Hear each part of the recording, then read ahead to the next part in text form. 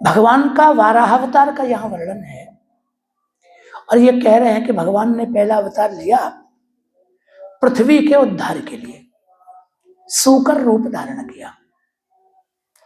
क्रौडीम तनुम, खेलने का जो शरीर था वो अवतार उनका रमण ही है, क्रीड़ा ही है, तो उन्होंने सूकर अवतार लिया। तो रसातल में आदि दैत्य हिरण्याक्ष को मिला, उसको उन्होंने दंष्ट्रया अत्रिमेव, अपनी दाढ़ों से, दाढ़ से चीर दिया, ऐसा वर्णन है।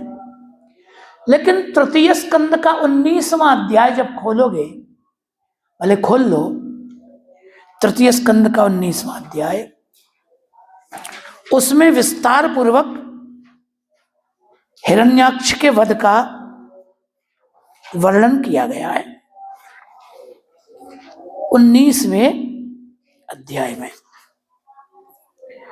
तो वहां जब आप देखोगे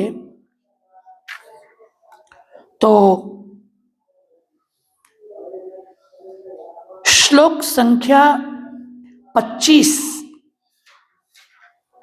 नीचे की पंक्ति, करेण कर्ण मूले हन। भगवान ने हिरण्याक्ष को कैसे मारा? करेण मैंने हंसते न, अपने हाथ से, कर्ण मूल, कान का मूल भाग, ये कनपट्टी, कानपट्टी है ना, यहां अपने हाथ से उसकी कनपट्टी पे एक थप्पड़ दिया खींच के, और एक थप्पड़ से ही मर गया।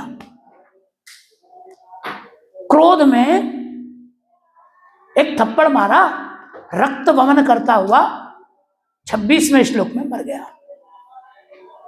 तो यहां मारने की प्रक्रिया क्या है? हाथ से थप्पड़ मार के मार दिया।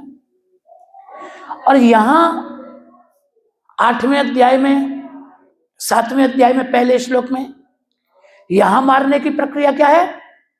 दंष्ट्रया, दंष्ट्रया, अपनी दाढ़ों से चीर दिया उसको। कैसे संगति लगाओगे?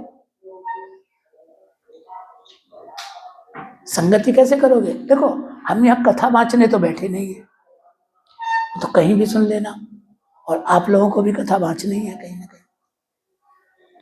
भागवत के पूर्वापर प्रसंगों में संगति तो लगानी चाहिए ना।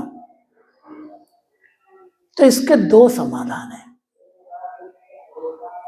प्रत्येक कल्प में भगवान का अवतार होता है, तो कल्प भेदात समादेयम,